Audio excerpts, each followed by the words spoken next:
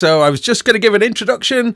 Hello, everybody. Welcome to the Gaz Williams Show. And that little voice you may have just have heard is the special guest of tonight's show, which is Mr. Mike Metlay. Now, here's Mike. Now,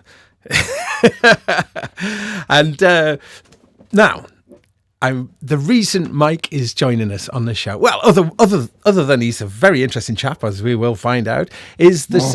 Mike is the author of the latest Bjooks book, which is called Synth Gems 1. Now, I know that us on the, music tech fans are very familiar with Kim's. I say Kim Bjorn, who's the.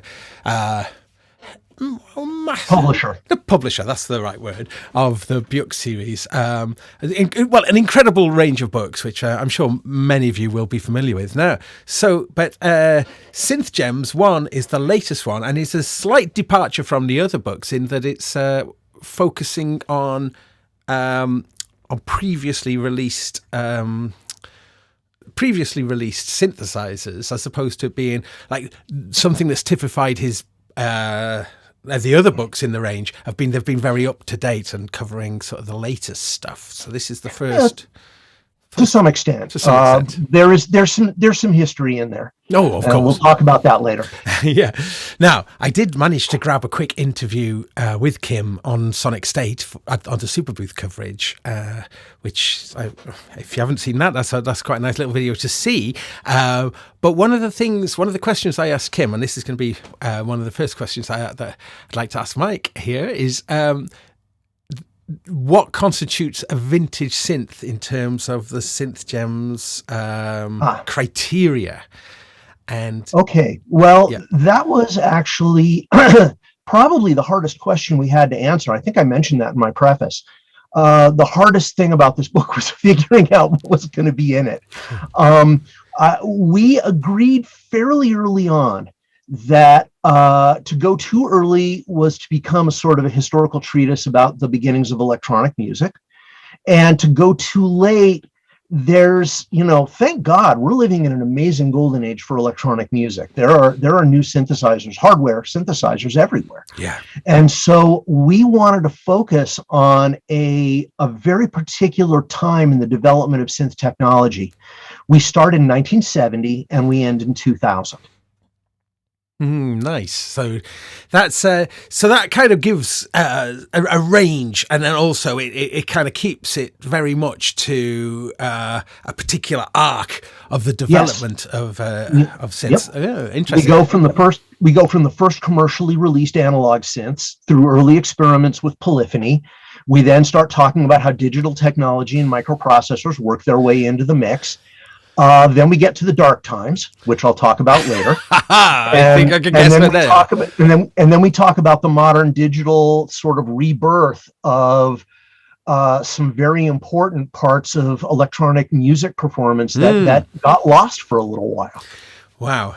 Now, just before we go any further, though, I didn't say at the top of the show, which I should have said, is that there is going to be a giveaway on the show. Oh, yes. Yes. So, Bjooks loves this channel. They love you. Hooray! And we actually are going to be giving away 2 titles. There is going to be a copy of Synth Gems 1. And then there will be 1 copy of any of the other 4 Bjooks titles that the winner wants to see. So that's Push, Turn, Move, Patch and Tweak, Pedal Crush, and Patch and Tweak with Moog. Yep. And we can talk a little bit about those books because the past is prologue. They, if you're going to do that, Push, Turn, Move. Oh, come on. Stupid blur. This is the soft focus copy of Push to Move. There we go. There it is. Which and the other one. Hang on a moment. And there it is. Yeah. I'm in that Crush one. Is a blast. Gaz, you're in that one. You're in that one. My proudest moment. We had a lovely informational piece from you. I wish we'd been able to give you more time because it was great. It was wonderful to have you in the book. Thank you. But anyway, mentioning the giveaway, we're going to talk about that about the terms of the giveaway and how to do that later in the show. So it's a little hook there to keep you tuned in there anyway. So God knows I won't do it. I have to remember to do it. So if I do forget, then someone might need to remind me. I mean keeping people tuned in. Okay.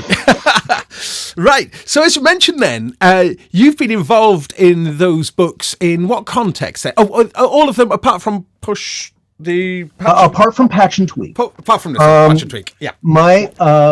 My firm, Atomic Words, is basically a freelance firm. We have a grand total of 2 employees, which I suppose is better than 1. And we've been involved since the very beginning. Kim and I have been friends for years and years. I love him dearly. I'd give him a kidney if he needed it. And when he first got this idea, nowadays people think of Bjooks as always having been there. But the idea of very large coffee table format books which present music technology information in a way that's engaging and graphically beautiful. Nobody had ever done that before. I mean, by and large, books about music technology are just, they may be loaded with great information, but they're not that fun to look at. The idea behind these books was to take perhaps unusual ideas or new approaches to conventional ideas and present them in a way that was really visually engaging, that brings the reader in. And the first book, Push, Turn, Move, is actually, and I've said this to many people, I'll say it again, it's the book that if I had the graphical vision and the tremendous focus, that's the book that I would have written. And I was very honored that Kim asked me to edit it, and I wrote part of it. I have a section in the back. But that is a book that really sort of focuses on my main interest in electronic music these days, which is human interface. Where the human being meets the machine. That is everything to me these days. Yes. And Push, Turn, Move is all about that. It's really about industrial design and how you design a piece of music equipment that's welcoming to the person to use it so that they feel creative. Our next couple of books were more surveys combined with education and tips. So Patch and Tweak, of course, covers the world of modular synthesis. I was not involved in that book, but my copy editor, Diana Smethurst, hi Diana, love you, she's worked on every Bjooks book, and Kim has said he will never publish a title without her because she is an amazing editor. And then, of course, Pedal Crush. And Patch and Tweak, of course, was written with Chris Meyer, who is heavily involved in Synth Gems 1. Not only a friend, but a mentor. And then, otherwise known as learningmodular.com. Right. Yes. He teaches. He's an incredible instructor, and actually probably one of my top 3 favorite musicians who works seriously with modular synthesis. Somebody that I really respect in that regard. If you've never heard any stuff by his project Alias Zone, he has a Bandcamp page. Go out and get it because it's amazing. He shows really what modular can do in the hands of somebody who's both technical and musical. Oh, very interested to hear. Right. Wow. Nice. And then after that, Pedal Crush with Scott Harper, who did the wonderful YouTube channel Knobs, with these very funny, very engaging reviews and explanations of stomp boxes. And I don't remember how many stomp boxes we have, hundreds, both vintage and new. And we have a lot of information about best ways to hook them up, ways to experiment with them, stuff you might not think about that's important, like noise control, power, that sort of thing. So it's a really, sort of a Bible for people who want to get started playing around creatively with pedals. And then there's Patch and Tweak with Moog, which is, by the way, we did have advice and we worked on fact checking with Moog, but it really is a Bjooks title. And the focus we took there, we did talk about Bob Moog's life. We talked about the Moog timeline, which I wrote again. Kim likes the way I handle history, I guess, because I'm an old fossil myself. And then we talk about modern Moog, but the real center of the book was tips, tricks, and patches for the 5 Moog semi-modulars. So, the grandmother, the matriarch, the D-fan, the subharmonicon, and the mother 32. And I might have to close my door, but anyway, so that served as a sort of a focus for what that title did. And was responsible for. Hang on, just 1 second, guys. Sure. Sorry, folks. That's all right. Family has decided that they're going to make noise. Okay, so if you're just joining us, my guest is Dr. Mike Metlay, who's the author of the latest Bjooks. We've just been talking about them, and doctor. I got the doctor in. So yes, and so let's. So that's a good background to your involvement and your relationship with Bjooks. But let's just talk a little bit about your own introduction to electronic music and when that was. Okay. Well, I've been doing this for a little over 40 years. And I got started like a lot of people of my generation did. My older brother picked up a copy of Switched on Bach by, at the time, Walter, now Wendy Carlos. And I was curious about it and gave it a listen, and it basically blew my brains out. What was interesting, though, and I mentioned this in the preface, was I was interested in the sounds. I was interested in the music and the way it was put together. I didn't actually find the sort of the funny box with all the cables on the front cover all that interesting. I was really sort of into the sounds. And that sort of got this whole thing percolating in my head. I developed, an interest in listening for these things. But it wasn't really until I was a teenager in high school that I really got involved in listening to the stuff that was out there at the time. This would have been the late 70s. So that would have been Jean-Michel Jarre's early albums. Equinox was the one that introduced me to him. Everybody talks about Oxygen. I think Equinox is better. Fight me. Yeah. No, Equinox, beautiful album.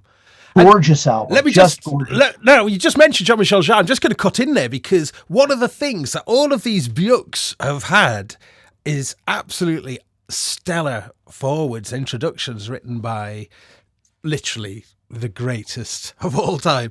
So Patch and Tweak had... Patch and Tweak had Suzanne Ciani. I know. Wasn't that Jean? Patch and Tweak with Moog had Hans Zimmer. Hans Zimmer. Yes. Pedal Crush had Steve Vai, who is quite a cogent writer, actually, and really, really beautiful to read. And Push Turn Move was the first, and it was a real leap of faith for Kim to reach out to Monsieur Jarre. But he was and always has been just a wonderful man. Very busy, working in a very rarefied world. But once you make a connection with him, he's tremendously forthcoming. And he really gave, I think, a great deal of an initial push into the public for this title. It was really good of him to do it. So yes, and I should also mention, by the way, that all of these first 4 books are loaded with interviews. Yeah. With all kinds of new artists up and coming, and of course established professionals, both engineers and musicians who use these things. So I mean, Jean-Michel Jarre, Susan Ciani, Hans Zimmer, and Steve Vai, and now with Synth Gems 1, the legend, some guy I'd never heard of, Vince Clarke, the absolute master of pop synth, really, I suppose. And he gave us such a nice compliment. He said he looked at the list in the book and he said, "My God, I haven't heard a couple of these." And Vince knows his onions. So the fact that we had a couple of absolute surprises that he'd never heard of was really kind of cool. So so this leads us then into the kind of concept of Synth Gems. Now, one thing, it says Synth Gems 1, so that's certainly quite interesting that there may be more to come. We're hoping there will be. We had an initial list of over 100 synths, We worked it down to 75, and then 75. I'll talk about it later, but the logistics of the process shrank us down to about 60. And a lot of work had been done on the ones that got cut. So they sort of form the core of what we hope will eventually be Synth Gems 2. Right. So, I mean, this is the question I was going to ask you then, really, with so many potential contenders. What was the criteria then for inclusion in the book? What do you think is, what makes a synth a gem? Well, let's work backwards, if you don't mind, Gaz. There is inclusion in the book, and then there is inclusion as a synth gem, because there are a whole lot of gems that just didn't make it into volume 1. In some cases, it's because, we were interested in them, but the logistics of this book were quite difficult. We were trying to get museum quality pictures of synthesizers that were in immaculate condition, right? Some of which were quite rare. So, and we were trying to do this at synth museums in various parts of the world during a pandemic. Right. So we would run into situations where there was a book we knew there was a synth rather in the book that we really wanted to cover, but we weren't able to get our hands on one that was in photographable condition.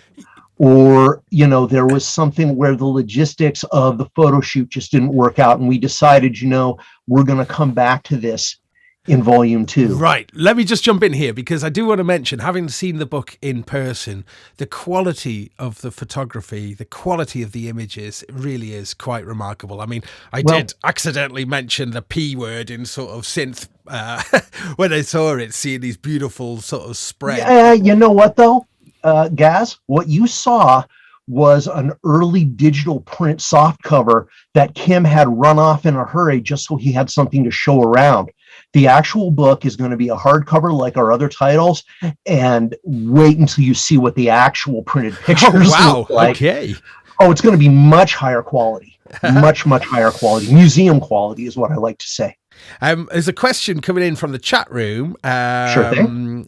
Which, if you do want to see the chat room, then find the show on YouTube. Everybody who may be watching on the others, because we've got it on streaming on Twitter and on Facebook. The YouTube chat is kind of where all the action happens. And I'm not reading it because I'd be doing this all the time. That's what I'm doing. But Edna's Disco Machine has asked, what is the most rare synth in the book? Now, we'll hold that question just for a moment, because I think that's a very, very interesting question. Oh, it is. And the story's interesting, too. Every synth in this book has a story. Okay. But I mean, what happens is the chat moves so fast. I mean, I typically miss things. So I thought I'd just log that one down. So we'll come. So Edna's Disco Machine, we will answer that question shortly. And of course, anybody else in the chat room, if you just hold on with questions for a moment, there will be a point where I'll ask for questions. If that's okay. Now, Gaz, still working backwards. Yeah. Once we get out of the logistics, let's assume that we have the synthesizer in good condition. Yeah. We come all the way back, and this is something which I am taking on myself as a responsibility. These synths are my choices, with a couple of exceptions. There were a couple of places where there was a synth that I wasn't all that hot on including, but Kim really wanted it to be there. And what we did was I took a look at it, I did the research, and I discovered in every single case that, yes, there's a story here. So I don't think people are going to be able to tell in the book the few synths that I didn't pick. And on the flip side, I would argue for some synths that Kim wasn't thrilled about because he didn't think that they would make for a good visual presentation. But I convinced him to take a look at them, and when he actually got to see them in person, he fell in love with them. And so that became, it really takes a team to make a book like this. But for the people who wonder why the hell this synth got in there and that one didn't, talk to me. So you did mention then that museum quality, or now I remember talking to Kim. Kim mentioned a few of the museums. There's a couple in Switzerland, I believe. Okay. Could you tell us about those? Yeah. Yes.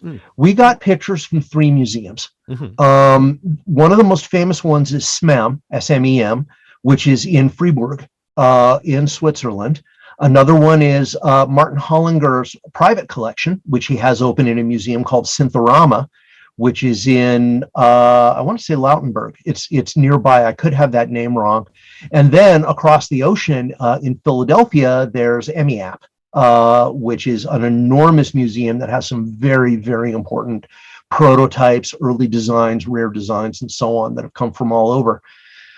Kim drove down to Switzerland, and along the way, he picked up Peter Marr, who is not only just an amazing world-class photographer, but he is also a synth expert. And he actually was one of the people who read over the book and made comments here and there where necessary. He's worked on instruments like the Waldorf Wave, and has quite the background, but he brought such incredible beauty to the book. About 20% of the ones are from EMIAP, and they were shot by a photographic team led by Drew Raison. And Kim couldn't be there to oversee the photography sessions, obviously, and they worked their tails off. He was very demanding. He held them to the same high standard that he held Peter to. And they sometimes ended up rephotographing a synthesizer 30, 40 times before they got things exactly right. And they never complained. They worked unbelievable hours. They went to great lengths to get us the machines that we needed. And they were just phenomenal. When I get out to EMIAP someday, when I'm able to travel again, I'm going to buy them all, a 7-course banquet, because they earned it. Boy, did they earn it. Wow. So this is quite interesting then. You made a list of things that you wanted to be included, and then went to find good examples of them and sourced them in the various kind of museums. So a question that I have is, how were you so familiar with all of these synths and in the first place? Okay, this is going to take a little bit of an explanation, so I hope you'll bear with me. All right. The Dr. Mike appellation is not just a nickname. Before I got into music journalism, I was a nuclear physicist. Oh, fair. I worked at the Oak Ridge National Laboratory and at various other places doing, pure research, nuclear structure physics. And it was something that I was very proud of. But as I got into the grind of constantly looking for new work, constantly looking for funding, realizing that science, is not always free of politics, I realized that my heart just wasn't in it, that I really wanted to get back to music, because in between discovering Jean-Michel Jarre in the late 70s and the mid 90s, while I was a scientist, I was also building up this knowledge of electronic music and was writing about music gear on the internet years before the World Wide Web, when it was all done with email. I would write to email lists and Usenet news groups about this stuff. So I've been collecting this, and when I decided to leave science and get into music journalism for the first time, all of that mental storage space, Benedict Cumberbatch in the Sherlock Holmes BBC series talks about having the mind palace, where he has everything organized. Well, for me, it was a mind storeroom, a warehouse. And I had all these shelves crammed with science that I was losing my love for. And all of the synth stuff was sort of crammed into the corner in a storage closet whose doors were starting to bulge. And the minute I left the field, all the science stuff just vanished. And all of a sudden you had this very neat thing of everything I've ever learned about synthesis. So it was all just there. And the thing I have to be careful about actually is that some of this stuff I learned a long time ago, and it came from sources that weren't accurate. So as I put this book together, I started with all of the basic knowledge, but as we got into the details, it was important for me to be able to let go of what I thought I knew in place of what the real facts were. And that, by the way, is a big, big part of this book. The fact that every single synth was researched to the absolute best of our ability. And this book is intended, for those of you who like such things, to really be a reference, as well as a bunch of nice pictures.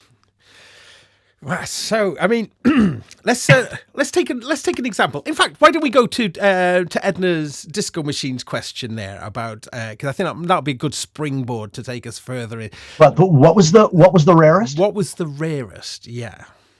Okay. Unless I am wildly mistaken, the rarest one we would have been the Skywave, which is from it was a one-man operation, really. There was and it would figure that I'm blanking on his name. Give me a moment to look it up. But there was a Jeremy Lord. He was a budding engineer in the 1970s who had done a bunch of interesting music development projects. He had actually developed some amplifier technology for guitars. He'd done work in experimental electronic music, and he was also a touring player. And one of the things that drove him nuts about modern synthesizers was they weren't laid out for performance and they weren't designed for the road. So I did notice, because when I was doing the short interview with Kim on Sonic State, we actually happened upon the Skywave, and there's a fairly giant joystick on there, isn't there? That's a great story. We'll get to that in a second. Okay. The Skywave is a monophonic analog synthesizer with quite a unique tone. Really, really powerful. Lots of bass, lots of grunge. It's built into its own road case. Like the Mini Moog, the top panel folds down for safety, so you can put a lid on it. It's got a very intuitive front panel layout with some really interesting ideas. He was maybe the first person ever to put indicator switches that were actually translucent circles of capacitive touch with LEDs behind them. So you would touch this circle and it would light up green or orange depending on what the function was. But then, because he wanted as much power as he could in the hands of the player, the left-hand joystick is this absolutely gorgeous Rube Goldberg monstrosity because it's huge. It's about 5 times the size of a joystick that's ever been put on any other synthesizer. Yes. And it not only has the XY movement, but the tip of the joystick is actually a potentiometer. So you not only move it up, down, side, but you can turn it. And so you have access to up to 6 different modulation parameters. Keep talking. Yeah. Yep. And so Jeremy Lord only built about 10 of these, and only 3 of them are known to still exist. Jeremy's son, Simon Lord, who actually now is a musician who goes by the name Lord Synthwave, inherited one of them and plays it. There is a relatively short and not that detailed video of him showing the synth. You don't get a lot of really good looks at the front panel, or he doesn't talk much about the functionality. That's on YouTube, yeah? Yeah. And he loves it dearly. It's the legacy that he inherited from his dad. And I'm actually hoping he's worried about keeping it in working condition. And at some point or another, I'm hoping that I can hook him up with one of the real, good synth repair people that he can get this thing to make sure that it stays in working order. One of the reasons I just nipped off then, I just went to go and get my dope for 3D joystick because I thought it was a bit similar, and that actually has got a rotation. Same thing. And it's quite It's quite a big one as well. Oh yeah. There's a lot of machinery in there. The Skywave is not a light synth. But yeah, it's 1970s tech, and just a beautiful example of one guy with some knowledge and a vision, just doing it his way.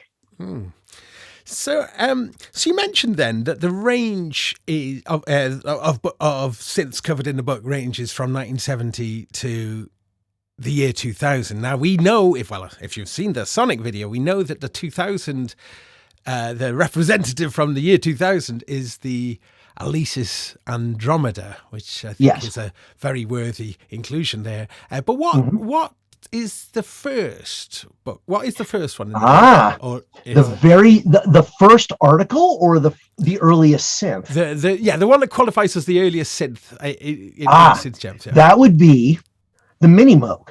Yeah, of course. Model A. Model A. Not D. Okay. Model A. Right. Okay.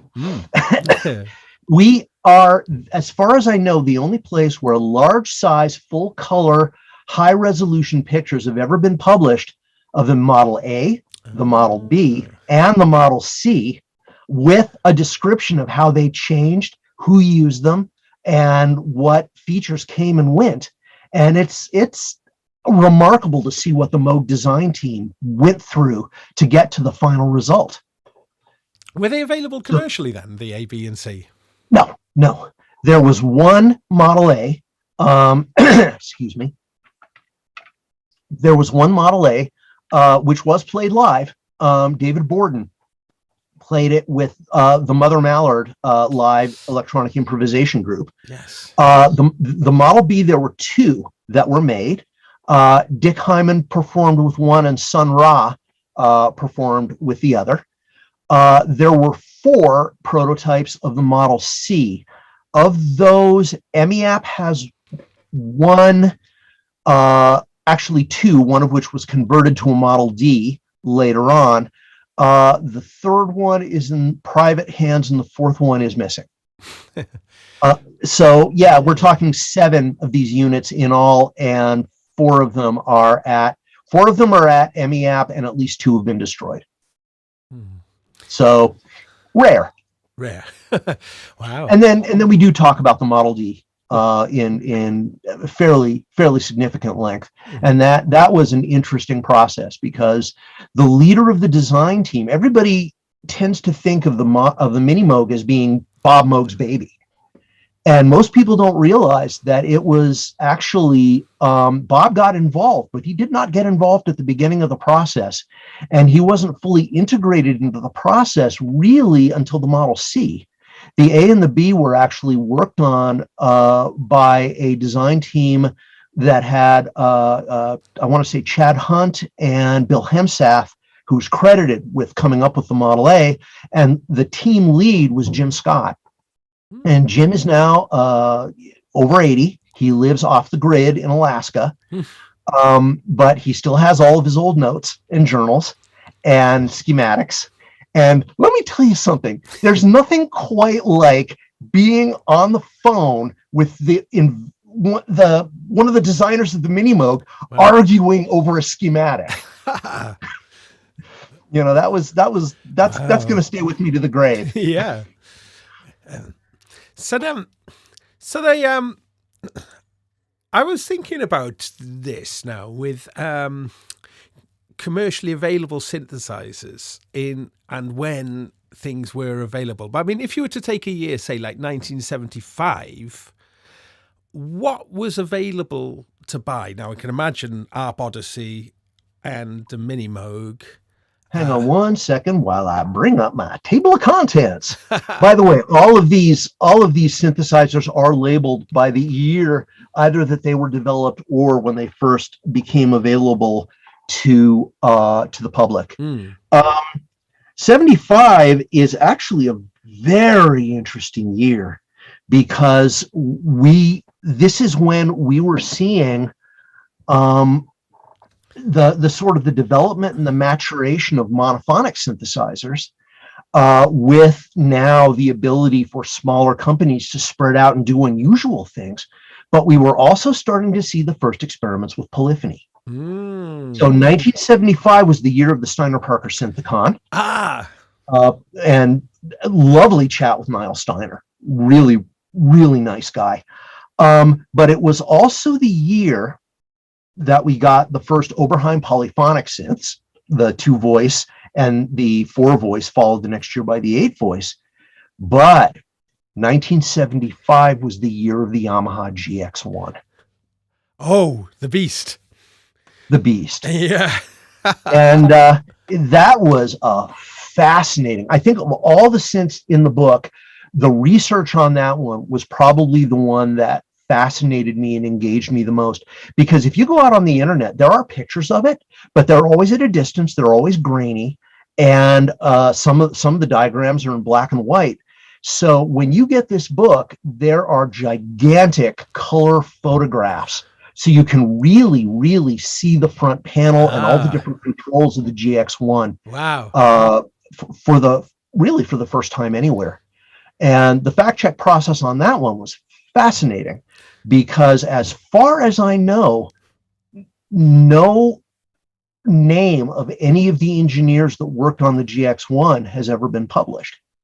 So I relied on two people who own them.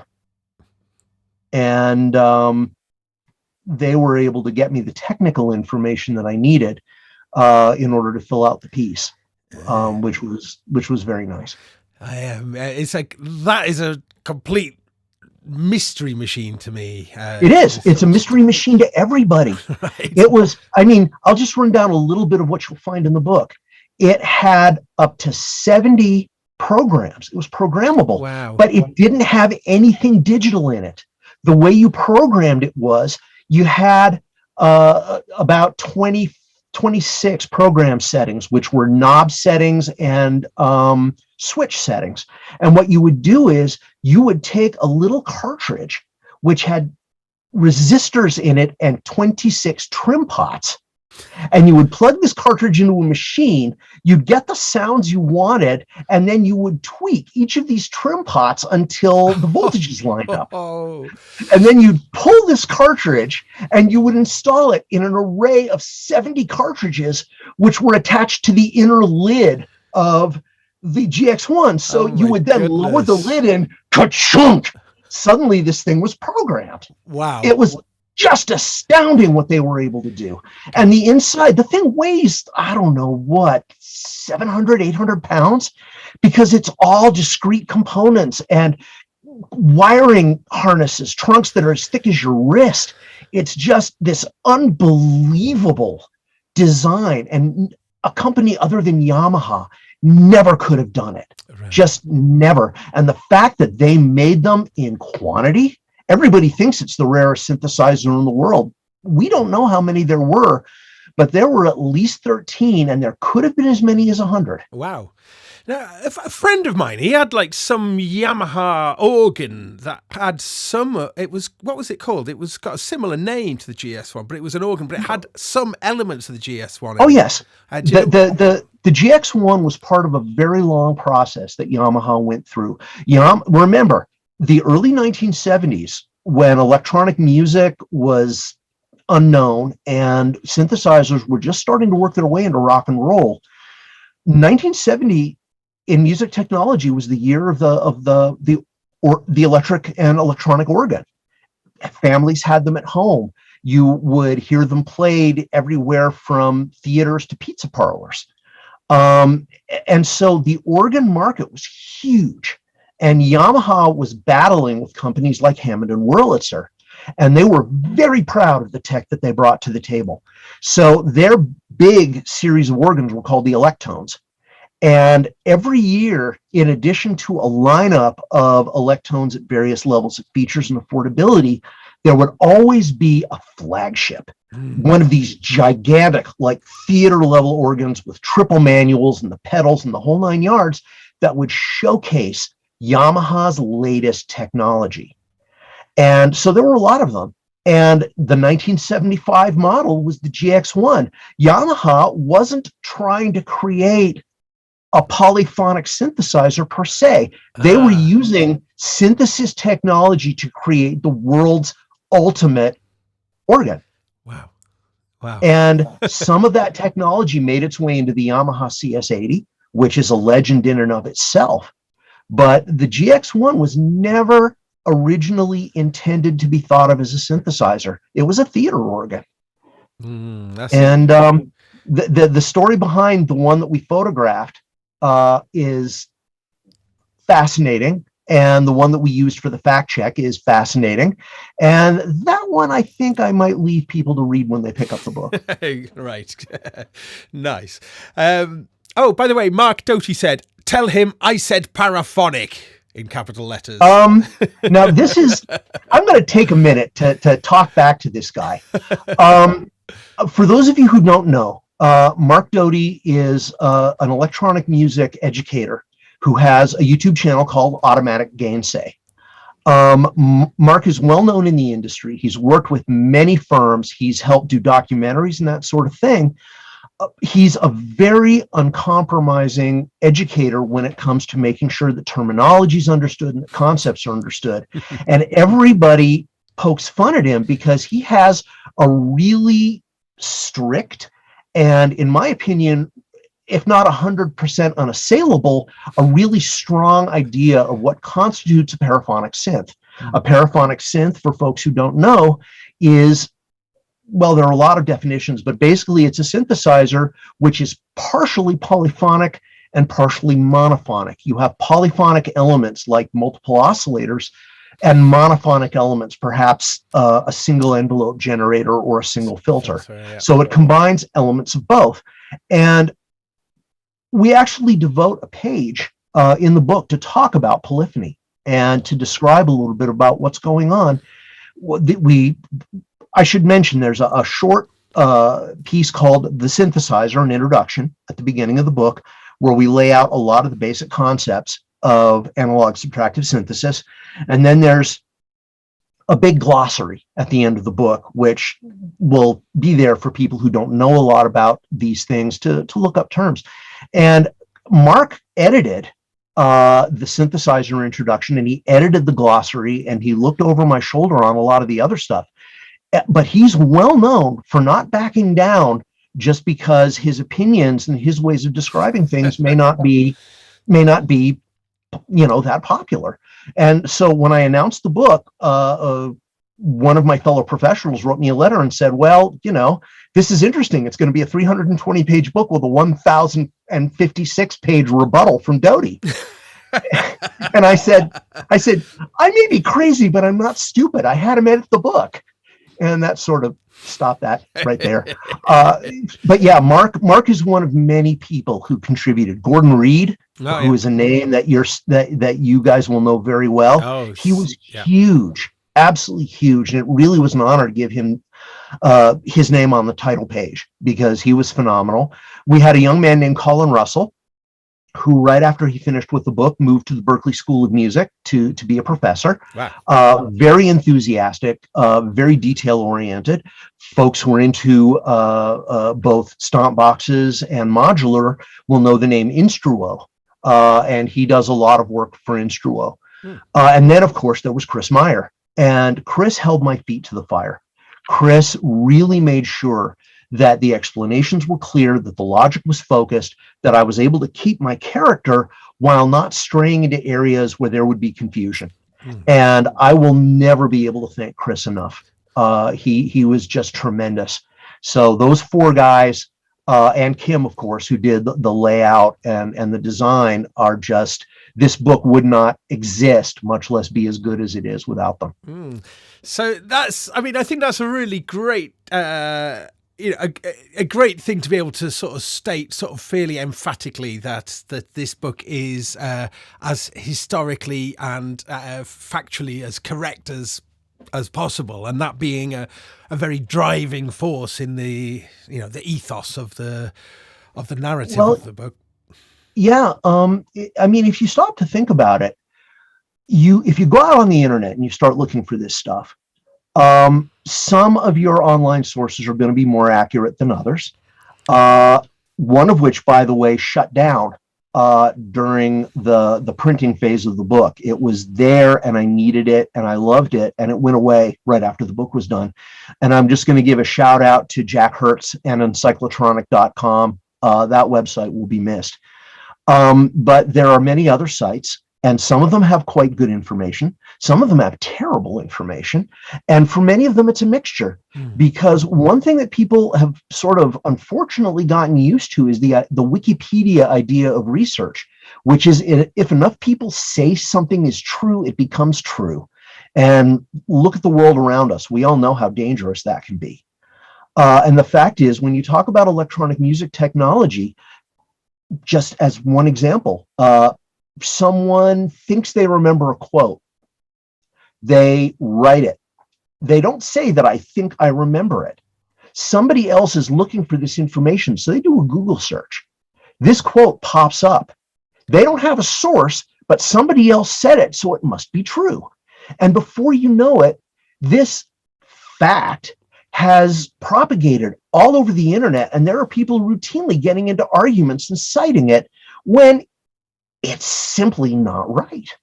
And I had one thing that I looked up where the reference trail led in a circle. It brought you back to where I first found it, and nobody ever provided any primary source. So it was really, really important that I get to primary sources as much as I could, particularly for history and context. When it came to the actual technology, a lot of these engineers were not accessible. And so because of that, I would go to people who worked on these machines, who owned and played these machines, who knew these machines inside and out, and whose credentials with these machines were pretty much unimpeachable. And so between all of those things, I don't really feel like any of the machines in the book were left sort of drifting in the breeze. And so hence, this is backing up your claim earlier that you were mentioning about sort of like that this book could in fact be used as a reference book for future. I'm hoping it will be by people. And I know that there will be folks who see things that they've never heard before and maybe don't believe. And I'm just going to say this right now. My email address is mike@bjooks.com. And if you want to talk to me about something you found that you're wondering about, drop me an email. I'm happy to talk to you.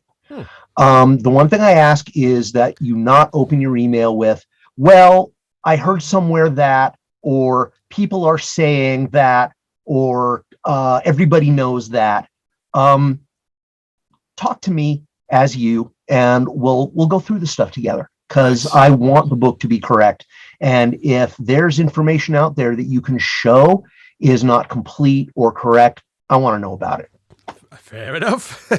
So just a quick heads up then. So I'm in about 15 minutes, we're going to go into details about the giveaway. So that's just a little hook there to keep you tuned in. And the giveaway, as mentioned earlier, is there's going to be 2 books from kindly donated from Bjooks, which is the latest one, which is Synth Gems one, which we're talking about now, and the other one being a choice of the winner. The winner can choose from the previous 4 books. So stay tuned for that, because that will be announced pretty soon.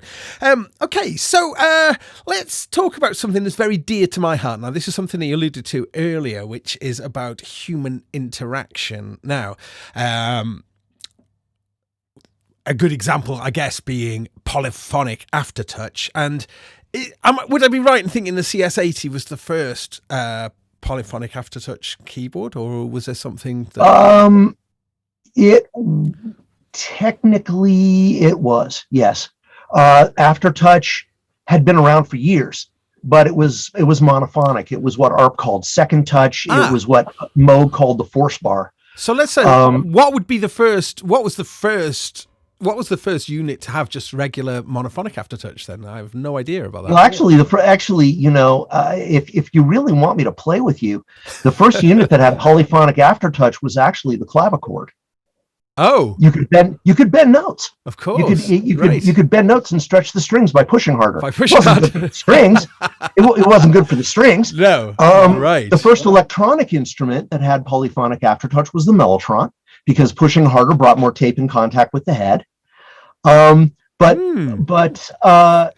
aftertouch as an electronic, deliberately designed performance element, the first would have been the Arp Soloist. 1971. Wow. It was used because there was an entire genre, and that was actually the original version of Synth Gems was going to have about 20 of these, and Kim and I looked at the list and went, There was an entire genre of synthesizers which we called organ tops. The idea was that at the time rock musicians relied on the Hammond organ or whatever, and if you wanted to have a synthesizer for playing leads, it had to plunk on top of the organ, which meant that it was very common for controls to be underneath the keyboard on the front surface where you could reach them easily. Ah. There wouldn't be any left-hand controls because you still had one hand holding down the bass line or the chords on the organ manuals. So I'm thinking, and they needed a way to give expression only with the hand you had available. So I'm thinking of this, the Roland SH1000. That's Roland's first synth. Would follow that criteria, wouldn't it? With a and the mini Korg. The mini Korg, yeah. And Multivox's first synth, and the Korg Micro preset, and the SH1 and the SH3 and the SH7. Yeah, it was a thing. The Moog Satellite, the Minute Moog, were like that. It was a genre, and it was a real thing. The funny thing is, we talked to Mr. Mieda, who was the developer of the Mini Korg, and he said it's made its mark on history all through the world. I don't know of anybody who ever actually put it on top of an organ. Right. Yeah. But yeah, that was a thing. And Aftertouch, by the way, is one of the hills I die on. Aftertouch went away for a while. Yeah. And the fact that it's back, and the fact that we now have technologies that allow Poly Aftertouch to turn up in other places, that's a big deal for me, because my background is not piano. My background is organ. And so velocity sensitivity actually is something that I don't make good use of, whereas Aftertouch sensitivity is something I rely on. And a lot of synthesizers have left my studio simply because they don't have Aftertouch. It's something I need. It's part of my human interface. I've had a lot of synthesizers in my day, including about 20 of the ones in this book, but now I'm down to only a couple. And the ones I have either monophonic or polyphonic Aftertouch, because I won't live without it. It's all part of what I said before. The one most interesting part of any electronic music studio is the person. Yeah. Well, I mean, I was fortunate enough at Superbooth to get my hands on the Osmos from Expressive E, and that is the greatest playing experience I've ever had on an electronic music device. I'm looking forward to getting mine. Oh, you getting one? Oh yeah, I don't know if I'll keep it, but that has more to do with the sound engine than the keyboard. I'm very curious about it. I'll be writing about it, but I have a friend who's interested in taking mine off my hands. Well, I mean, just to talk about the sound engine, I mean, obviously the Egan Matrix being the sound engine is, I think, is very well matched to the playability of the Osmos, but Expressive E have worked very hard to develop have worked very hard to make it very intuitive. Thank you. To editor.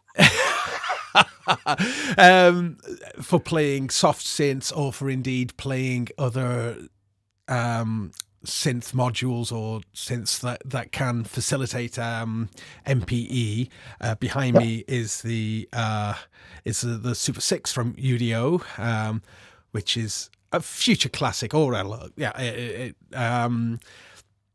to be able to play, to be able to kind of tap into the MPE capabilities of a synth like that, I think the Osmos will be actually a really excellent one for that. So I'm looking forward to it. On top of the Egan Matrix, it being able to to operate. The thing is, this has never gone completely away. I don't know. You were at Superbooth and I wasn't, Gaz. Did you happen to see Felix Visser and Sintanovo with the Pan? Oh, I didn't see it. I think they might have been. I didn't see it because the Pan has this remarkable keyboard. It's a piano-like action, but it actually senses not only side-to-side movement of the keys in Polyphonic Aftertouch, but you can actually move the keys forward and backward. Yeah. And it's very, very expressive. And that was around in 2016, I think, which was he was showing it on an analog test bed instrument. And I got to play it and talk to Felix. And Felix actually talked to me at great length for Synth Gems, because one of his synthesizers is in there as well as the Syrinx from Synton.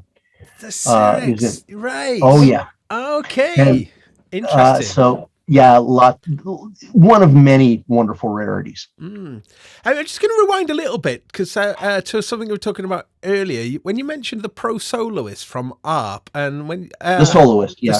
the Soloist. The Soloist followed by the Pro Soloist, which actually worked, and followed by the Pro DGX, which actually worked well. Okay. So that was back in 1971. So that actually, the Soloist predate, that was out before the Odyssey then? Oh, yes. Oh, yes. The Odyssey was 72, 73, I think. And it went through many revs as well.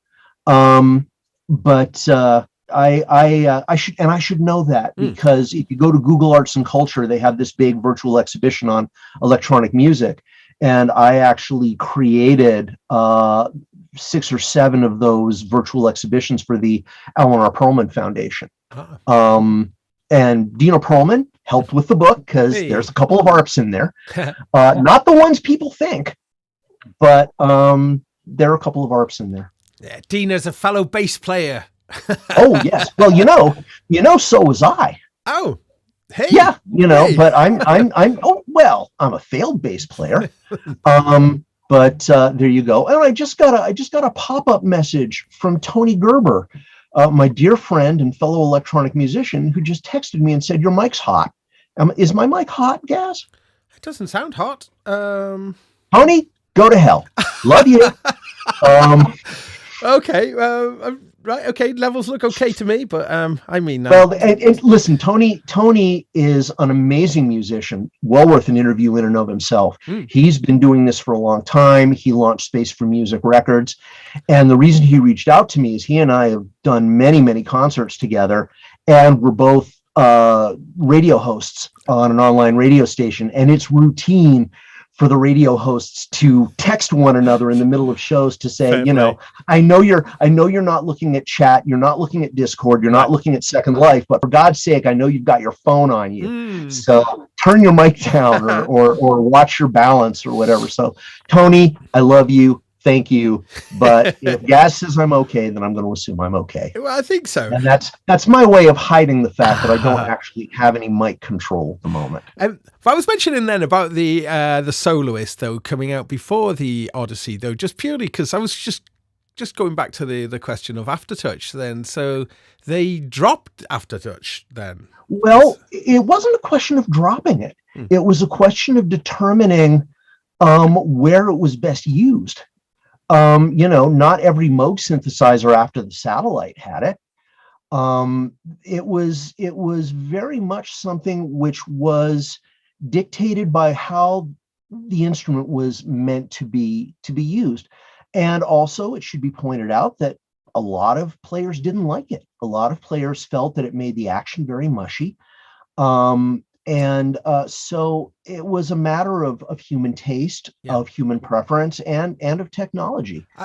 And I suppose the action, the one hand playing the notes and then the left hand on the pitch and mod wheels is kind of that. I suppose was that way of playing was only just coming into fruition. I suppose. Yeah, and Gaz, that's really the way I properly learned to play. I was not an assiduous student when I was a kid. When I came back to electronic music and started playing synthesizers, that's how I developed my technique.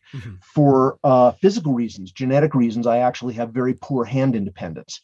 So I've never been able to be a really good two-handed player on keyboards. So it comes very naturally to me to be doing melodies and simple block chords with my right hand while I'm changing expression and timbre with the left.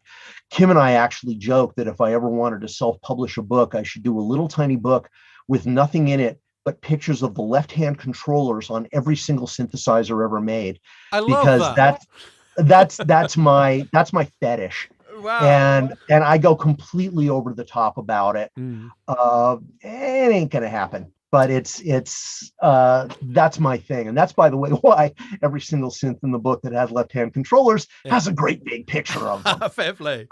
I've got the Touche to the left of the Super 6. I liked mine. I had a Touche SE. The problem I had with it was getting it to integrate with my own work process at the time. Right. The SE is a beautiful device, but it works over USB. Just USB, and, yeah. And so you need an appropriate soft synth. And there are great Expressive E libraries. UVI has done a lot to support it on Falcon. But at the time, software synthesis really wasn't where my head was at. And at some point, I'm going to get the big one, so that I can try using it with CDs on my Hydrosense. Yeah. Oh, yeah. Oh, and you have a Hydrosense now. That makes that is my dive in and never come out synthesizer at the moment. Okay, let's talk a little bit about the Hydrosense then, because I think that would be quite interesting to the to the viewers.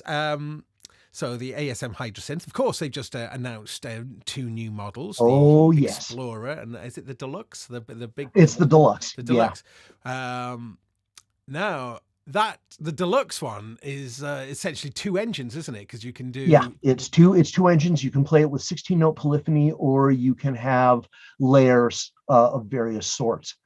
That's a genius design. The guys at ASM are amazing, and I don't have a close relationship with them. I've chatted with Glenn Darcy and with Daniel Troberg, but I have a real admiration for what they're doing, because they seem to have held on to or reintroduced certain standards for building synth hardware that I think might have gone by the wayside in some cases.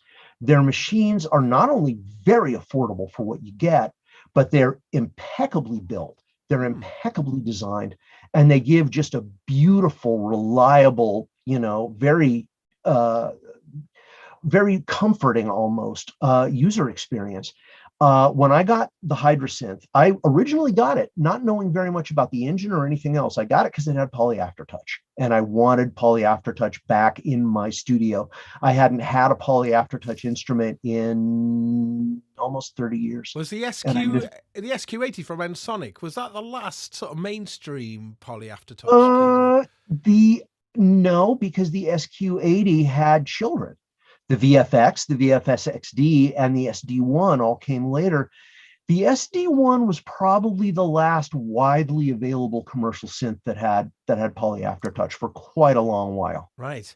And that's a really that's something that I've found very peculiar for years, because having played a Poly Aftertouch keyboard, in fact, I think that it was an Ensoniq one, and really appreciating just how alive it feels, and to be able to lean into individual notes and to have those little variations. It just brings the experience. It just increases the experience sort of tenfold, really. So absolutely.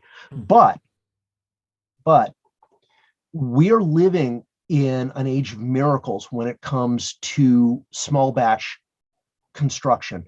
Surface mounted devices, new capacitance and force sensing technology. Poly Aftertouch, by comparison to the way it was done back in the 70s and 80s, Poly Aftertouch is easy now. Poly Aftertouch, it is possible to build hundreds or thousands of consistent keyboard actions, drum machine pads, where you get that experience. Back in the day, in the late 70s with the CS80 and the early 80s with my personal favorite, the Prophet T8, Poly Aftertouch was hard. It actually took them, according to Dave Smith, it took them 8 hours to calibrate the velocity and aftertouch on a Prophet T8. Oof. 8 hours. Can you imagine how many other synths could be completely built in that time? Right. And it was very difficult, and people tried to get back to it. We had the VAX 77 from Infinite Response, which had Poly Aftertouch. That's a new one to me. That's the one. It was a MIDI controller keyboard that was designed to be portable. The way it was portable was you broke it in half. I remember now. You broke it in half. You removed the ribbon cable and you folded it and put it in a backpack. I remember. And the people who have them love them. Interesting. The people who have them love them. But it was, aside from that action, it was just not a very ergonomic keyboard. I won't get into the details, but so there were things that popped up. But the first person who really realized what this modern technology could do for polyphonic aftertouch was, and I'm blanking on his name, and he and I are on a first name Not basis. Keith McMillan? Oh no, before Keith. Before Keith. He had Poly Aftertouch, but I think before or contemporaneous with the Q Nexus, what was the X key? And the CME. X key was developed by CME. Yep. And it was a lovely little synthesizer that basically broke a controller that broke all the rules. It was the weirdest looking thing. It had a weird feel. I got one but here. The Poly Aftertouch, I've owned 4 of them, and I give them away to people who want to get started in music and buy another. But it had Poly Aftertouch, and all of a sudden, back then, it was like Apple raised their hand and they said, "We actually still do it. We still have a few software synths that still do it. We never took it out of the code base." Right. And everybody else was sort of left flapping in the breeze because a lot of them didn't even support that kind of MIDI data. Well, funny enough, though, as you mentioned earlier about drum pads, though, I mean, some drum pads have had Poly Aftertouch. Sorry, Mr. Zhao Yitian. Sorry. At CME. Anyway, so you were saying drum pads. Yeah, I've had the facility to do Poly Aftertouch. The Adderall PCR keyboards. Right. Native Instruments had Poly Aftertouch on their drum pads. Right. So it's there. But yeah, so but with the Hydrosynth, though, bringing it back very much in the integral to the design of that instrument. Now, one thing that really impressed me with the Hydrosynth was, for a sophisticated synthesizer, was the layout. I thought it had one of the most navigable layouts. It is a dream. I have a tiny YouTube channel, which has essentially a series of extremely in-depth, low-tech, but extremely detailed tutorials about synthesizers. And I have an 11-part series about the Hydrosynth. Wow. That just, and I didn't do it for a particular client. I did it because it was the first instrument in a while that inspired me to just dive in and have fun. I adore it. Absolutely adore it. Wow. Yeah. Because there's a very logical and visual response you get for it, which I think is always very welcoming. Yeah. Very welcoming. Yeah. You never find yourself hunting around for something.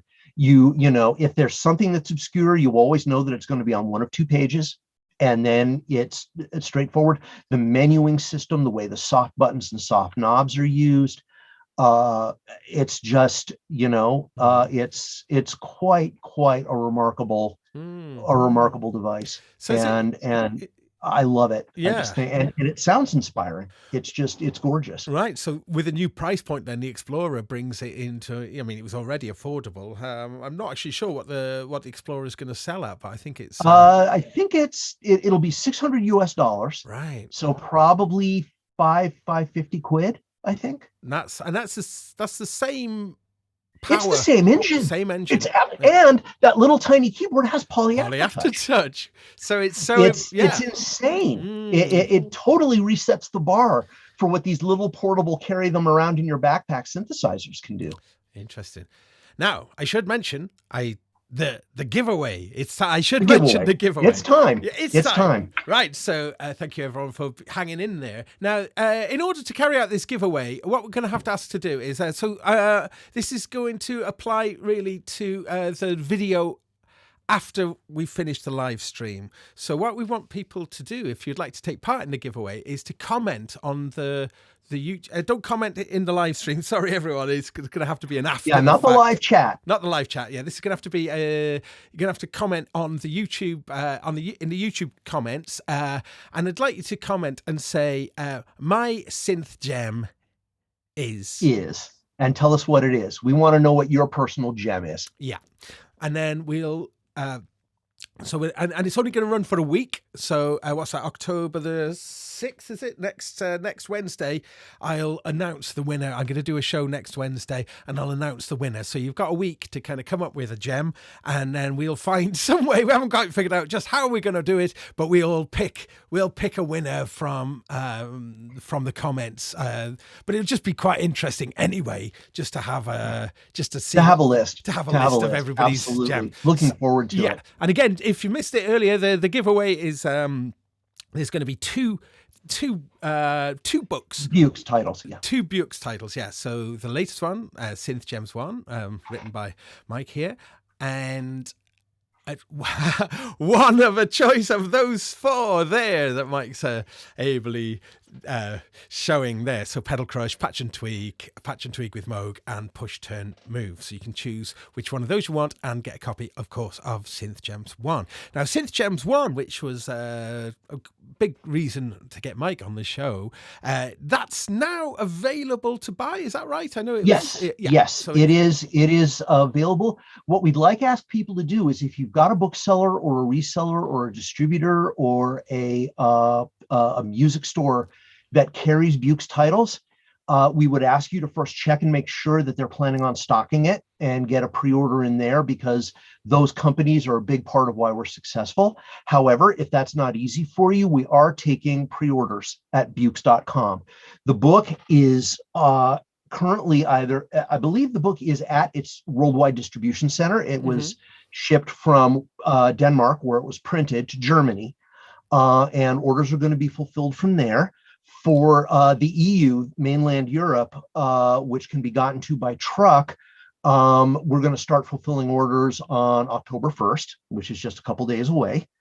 Then the good Lord willing and the container ships don't sink, the rest of the world will have books available from November 1st. That's the Americas, Australia. We have a nice distributor in Australia, and the Mideast and South Asia. So it'll be available. Plenty everywhere. Ready enough for Christmas. I mean, it's such a great Christmas present, isn't it? So if you need to, for the synth geek in your life, actually, you called it synth porn, and we're getting a lot of that. We may have just created the first porn magazine for synthesizers. I mean, they really are. When you see those pictures, they really are so beautifully done. So I mean, I do apologize for that cheap gag there, but I mean, no, it's not a cheap gag at all. It's the thing. I do have something to say though, Gaz, that I don't want us to finish up without this getting away. And I'm going to get serious here for a second. Okay. A lot of people like to say that talking about music is like dancing about architecture. And the fact that we're trying to use words to describe music is always a really risky process. But this book is not about that. Right. This book literally is talking about the synthesizer itself as a work of art. Okay, this is what I like to say. You've been to an art museum before where they have a traveling exhibition, maybe Van Gogh or Monet or Mondrian, and you walk through these amazing sculptures or pictures or works of industrial art. You go to one of my favorites is the Greenwich Observatory, where they have all of these timekeepers that were designed to help develop navigation in the 16th, 17th centuries. Yeah. And you come out of that exhibition, and they always funnel you through the gift shop. And you can get Mondrian t-shirts and Mondrian tea cozies and whatever. But there's always, at the center of this shop, there's always a book. And that book is called the Exhibition Catalog. It's a big, thick book that has every exhibit that you just saw in beautiful photography with accompanying information. So you can take a little bit of this exhibition, a little bit of this art, a little bit of this genius home with you, and return to it and remind yourself of it at your leisure. And really, if you needed to describe Synth Gems 1, it is an exhibition catalog for an exhibition of some of the world's most beautiful synthesizers. The fact that it doesn't exist in real life and never will is immaterial. You still get to take the essence of these things home. You get to walk around them. You get to look at them. And that really, by the way, I talked to so many really, really big names in synth design. And the two things I got when I went down the list was there was always one instance of, what the heck is that? I've never heard of it. And what? You put that in? There was always one synth that every person felt was ugly or boring or totally out of left field. And it was always different. That's funny. Nobody had the same tastes. And so, yeah, there are going to be a couple in here that you're just not going to get. You're going to wonder. And there are going to be others where you look at it and you go, my God, I've never actually looked at a synthesizer that way before. Because these things, Tsutomu Kato, of blessed memory, the founder of Korg, said that the Sigma, which is in the book, was the first time he felt that there was a culmination of his idea that a synthesizer should be a thing of beauty. Mm. And that's where I'm coming from on this. There are synths out there that are incredibly famous, but they're utilitarian, they're bland, they're, in some cases just outright boring. So it's not popularity that we're looking for necessarily, right? Or iconic status. The best example of that is the Yamaha Dx7, right. The first widely selling synthesizer of any kind in the world, surpassed in unit sales only twice in history. By the way, the other two aren't in the book either. But the Dx7 is mentioned and its technology is talked about, and there's a little tiny picture in the corner that Yamaha provided us with, but it comes in a piece on the Dx1 because the Dx1 is a thing of beauty. It brings the FM programming process to the hands of the player in a way that makes sense. It's, it's got real buttons. It's got big LCDs. It's got those gigantic LED displays across the top. Yeah. So you see exactly what's going on in the keyboard scaling and the algorithm. And it's got polyphonic aftertouch. Yes. I do think calling the Dx7 a thing of beauty would be a little bit of a stretch too far. It was, there are people who loved it. But I have aesthetically, I mean, really. But aesthetically, Yamaha has made many, many beautiful synthesizers before in synths, and the Dx7 has nothing to prove to anyone. But I'm sorry, it ain't in the book. Wow! Now you did mention at the top of the show the Dark Ages, or it alluded to it. Now, can I make a little guess at that? Is this anything? Feel free. Is this anything to do with the rise of the workstation? Really? Well, I think. Okay. Yes. Yeah. The dark times. Yeah. 1986 to 1991. I do not believe this book has any synthesizers. Wow. In that period. So I need to check. I need to check the hang on a moment. Sorry, checking my table of contents here. 84, 85, 86, 86, 86, 91. Ooh, yep. Okay. Wow. So I mean, 5 year period. No Korg M1. Nope. No D50. Nope. No Kawai K5000? Anything. No Kawai anything. There is a Kawai synthesizer in there. It is one that nobody will expect. Okay, right. Keep that one as a surprise. Oh yes. Okay, but I mean, this is that time, I suppose, where hands-on was really relegated. Well, how did you create sound? Right. You turned a dial. You pushed a couple of buttons. You stared at an LCD. Korg recognized how unintuitive that was. That's why the Trinity had a touchscreen. Yes. Nobody ever thought of doing it before, but Korg realized they had to add immediacy. So when did the JD800 come out? Welcome to 1991. 91. Yeah, I was thinking it might be. All right. That is the machine. And boy, have we got pretty pictures. That's one of those machines that really gets me going. Always wanted the one of weird them. angles and the orange LEDs and the funny shaped buttons and all those sliders. And it's worth remembering that there were a ton of musicians that came in at the D50 and the M1 who looked at this thing and just went, what? Yeah. And it was beautiful. It was, and there were synths that came after. They were rare, but it really sort of opened things back up again.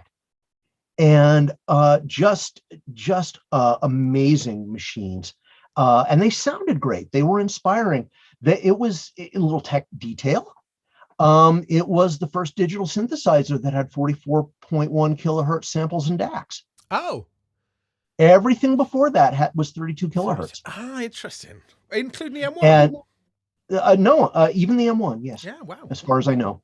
That piece of information came to me from Chris Meyer, who, by the way, many people don't know, but he worked at Digidesign and Sequential. He was one of the masterminds behind the Prophet VS, which is in the book. And he's got a lot of background in this stuff. What was Digidesign? They did the sample. What was the sampler? They did it as a card. The sample cell. Sample cell. No. Yeah, sample cell. Yeah. Was he involved in that? But yeah, we don't talk about software in the book, and we don't go modular because that would have opened up Pandora's box. Right. And there aren't any modules really. It's all keyboards of some sort or another. Although, some people would question the whether WASP is a keyboard. Yeah. It was nice. They had the link system so that if you owned 8 of them and 7 had broken keyboards, the 8th one could play them all. By the way, any questions? Are there great idea. Let's take questions. Now is a great time to post any questions. So any questions for Mike would be great. So I'll keep an eye in the chat room for that. I was going to mention about the VL1 from Yamaha when you were talking about beautiful synths. The design of that is quite beautiful, isn't it? I think it is a remarkable instrument. It is mentioned in the book briefly in the context of another synthesizer, and that's one of the ones that people look at and will go, either what the hell is this, I've never heard of it, or why did he put it in when there are so many other worthy synths.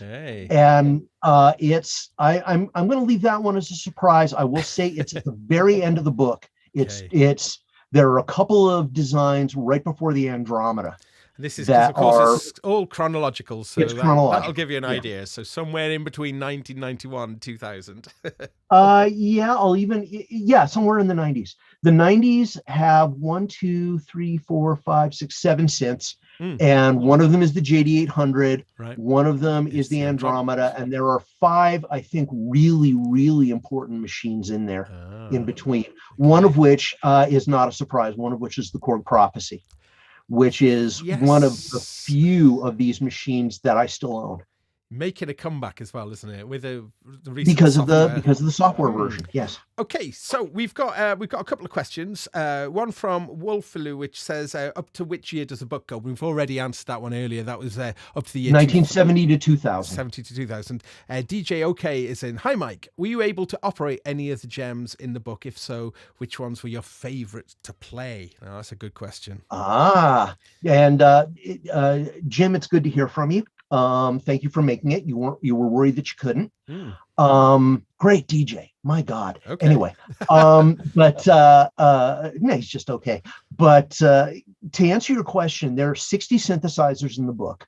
Over the last 40 years, I have worked in studios with about 40 of them. I've owned about 20, and of those, I still own 3. The one that was in this book that is probably the most welcoming and beloved playing experience for me, it'd be a tie.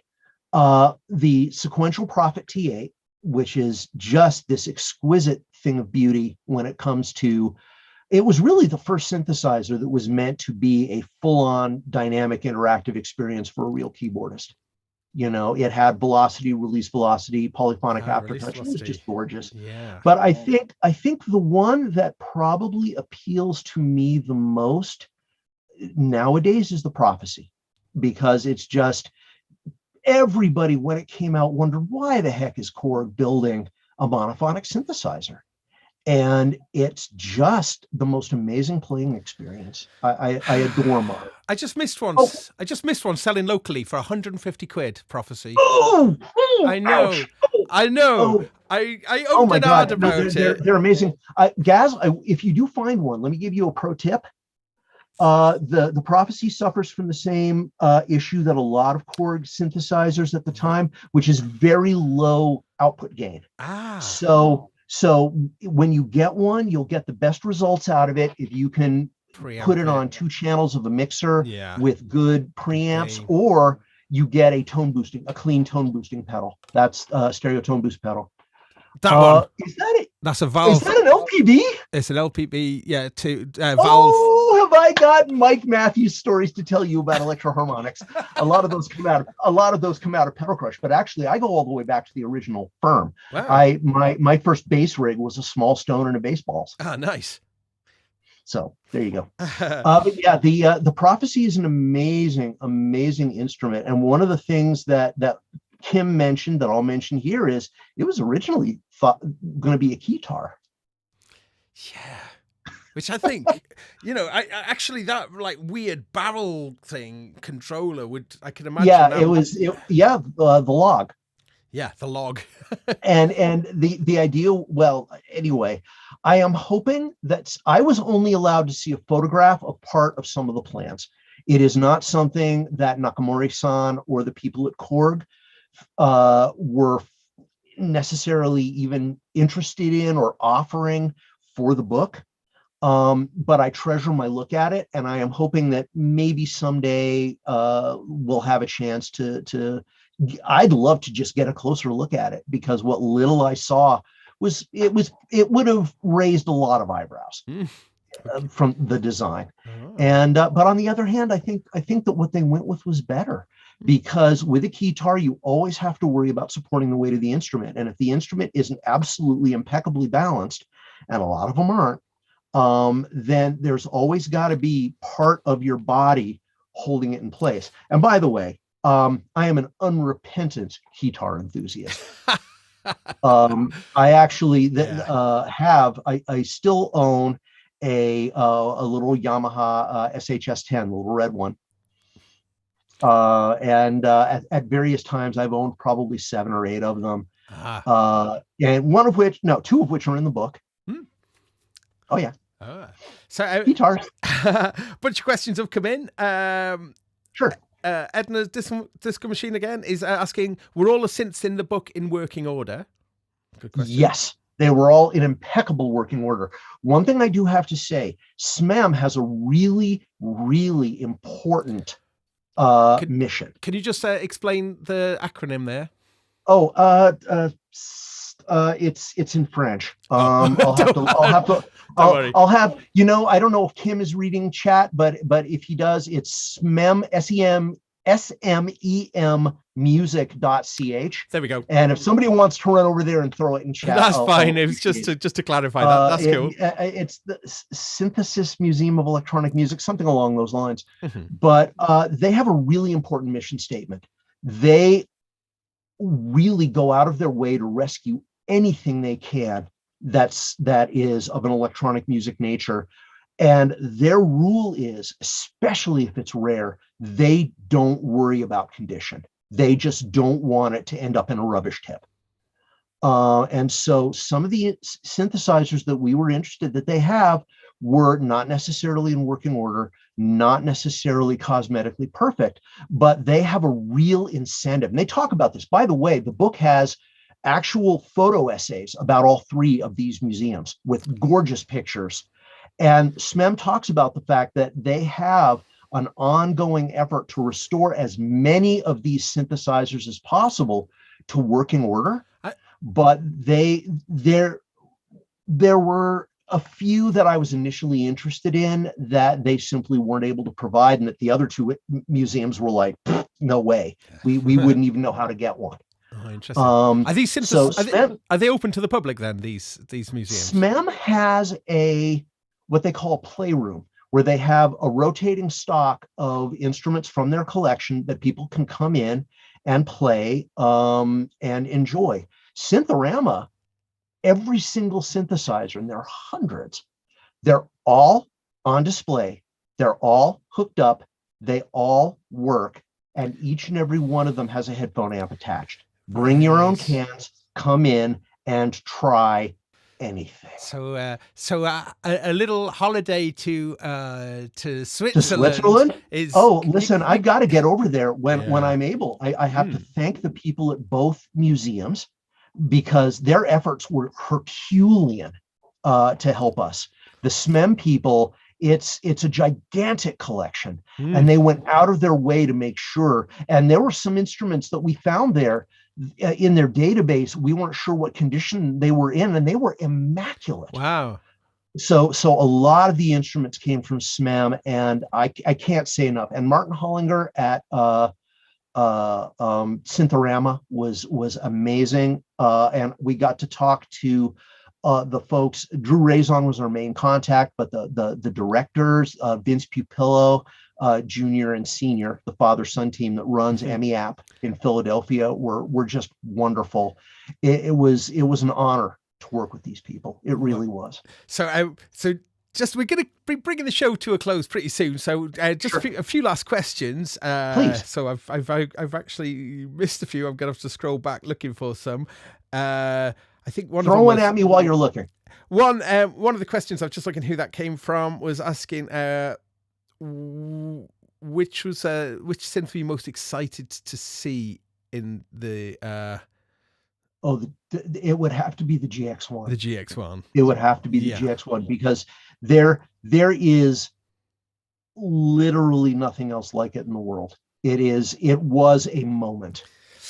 And it's so physically imposing because the thing that a lot of people don't know is the synthesizer itself is 800 pounds, but then you have a 200-pound pedal board and seat, and then you have the 150-pound each speaker columns that are specifically designed to go with it. Oh, that's cool. So it's a monster. So that came from Sonic Link, that question. Joe McMahon is asking, what would be your choice? Hi, Joe. Okay. What would be your choice as the most individual or perhaps the most quirky synth in the book? Good question. Ooh, quirky. Quirky, yeah. I mean, the Skywave is up there. Yeah. But fundamentally, it's a fairly conventional synth architecture. I'd go with the Syrinx. The Syrinx has this really very strange combination of filters. The filter, in my opinion, is the heart of any analog synth. And there has never been a filter in a synthesizer like the Syrinx. It's really quite extraordinary with a dynamic VCF and formant banks. It produces these quite extraordinary timbres. And it doesn't have a dynamically sensitive keyboard, but it has those very interesting capacitive touch plates for the left hand that can be used for all sorts of interesting expression that you can't get on other synths. Amazing. Yeah. I apologize if I've missed a few questions. The chat just goes so fast. But I think we're going to kind of, bring the show to a close now. But I'd just like to, a few things I'd like to say. Just a little reiteration there about the giveaway and how that's going to work. Yes. So once this show has kind of finished the live stream and it's up on YouTube, then that's when the competition opens, so to speak. And then so a comment. If you can comment in the YouTube comments with my synth gem would be, or words to that effect, and list what you and if possible, please tell us why. Even better. Because the one thing I really need to emphasize about this is, as beautiful as these instruments are, there are a lot of stories of the people behind them. You're going to read famous names. I mean, I've had chats with people like Niall Steiner and Dave Rossum, Tom Oberheim, Marcus Ryle, Dave Smith. Just extraordinary people, but many of them went to great lengths to credit folks who never get credited. A lot of people say that Chris Meyer was the inventor of the Prophet VS. Well, he headed up a team with a lot of people that had really important ideas. And the same is true Marcus Ryle went out of his way to call out the people who made the some of the early Oberheim synths possible. Tom Oberheim was very gracious. There are names that you'll never have heard of in this book, and other people. Read the acknowledgments. The acknowledgments are huge. And if you see a name you don't recognize, Google it. Yeah. Because there are people who deserve to be called out that never are. Nice. And this book makes sure that their names aren't lost. Lovely. And I mean, so I think that is a really nice little kind of sentiment to bring the show to draw the show to a close. But so Mike, I mean, going forward, so apart from the book, is there anything else so we can that you can point people to, things that you're going to be involved in that people may well, it shouldn't surprise anybody that Bjooks is not closing down anytime soon. I am now putting my editor's hat back on, and we do have, any book we do is in preparation for a long time before it sees press. And so we have more than one thing in mind. We don't know when Synth Gems 2 will come out, but we're hoping that there's enough response and enough enthusiasm from the community to want to see more. Personally, I've been doing music for 40 years and it's out there. My website is actually well out of date. But to find out some of the latest stuff that I'm doing and to talk to me, I love meeting people. Radiospiral.net is my online radio station. It's interactive. We have live radio hosts where people come and listen to the music and talk about it. We have a Discord channel and we appear virtually in Second Life. That's probably the most active thing that I do, because I play live on the air an average of 2 out of every 3 weeks. Almost all of our radio show hosts are also musicians. And when they do shows, they spin tunes and then they just stop and they say, you know what, I'm going to play. And they just play live improv for the radio audience. So I'm still making music and still loving the human element. So I'm glad you mentioned Second Life, though. That was something I did want to talk about, because gosh, Second Life has been around for what, maybe nearly 20 years or so. They just celebrated their 18th birthday. 18th birthday, okay. So the problem with them is they peaked too early. The real talk about Second Life was when the technology was very primitive. You go to Second Life now, and it's gorgeous to look at, and there are great opportunities for streaming audio and video. So as an artistic venue, it's a lot of fun. Right, because it does seem like it's from way back when, but it's continued. It is. It's continued it's continued to evolve. And it's just a great place to meet people from all over the world. And so you'd use that as a platform for performing live within Second Life. Yeah, you have an avatar. Now the animations are not hand perfect because the lag is too great, but you have avatars sitting and talking about the music. And it's actually, of the various questions that have been asked, I think two of the people who ask questions show up sometimes in Second Life. Okay. And so, we've drawn attention from all over. And there are a lot of people who just don't like it. They don't get it. They don't understand it. And that's fine. Yeah. Not everybody understands polkas. Because I always assumed when Facebook bought Oculus, I kind of assumed that was with some kind of future vision to do a social media. But you know what? I just need to say, there is a photograph of me. There are a couple of photographs of me on the internet using early VR, and a couple of movies. And you know what? There's just something about sitting in a chair with black goggles on going, you look like an idiot. Right. And maybe that doesn't bother you, but I like to be connected to the real world. And the thing I love about all of these instruments is that they have a human element. Right. Yeah. Well, and I think the human element, that's a lovely note to finish off on. And so we end as we began, as Peter Gabriel once said.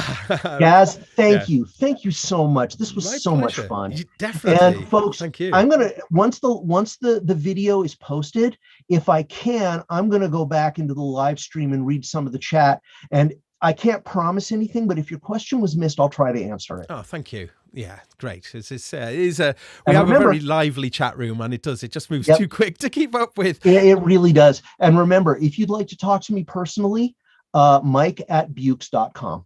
Right. I can't write you a book for every email, but I'm glad to hear from you. Oh, that's amazing. That's very kind. The book is on sale October 1st pre-orders are available now. Book's on sale October 1st in Europe, November 1st in the rest of the world.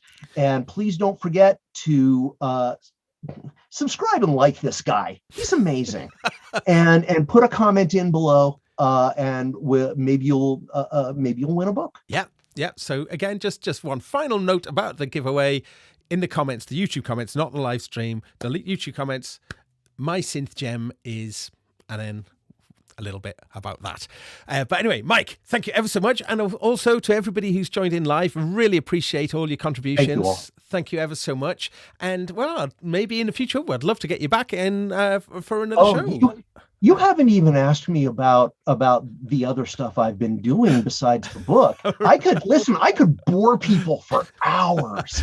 Hey, that's my speciality. That's my speciality. You know what? I'll trade off with you. I had so much fun, and if you ever want me back, I'll be happy to bend people's ears again. Thank you for being such a wonderful host. Thank you, and thanks to Kim in the chat room as well. Lovely that Kim was there as well. Kim, I hope that you're not dying inside after this. Right. Okay. Bye-bye, everyone. Thanks ever so much for tuning in. And, thank you so much. Stay safe and well. Right. Cheers. Okay. And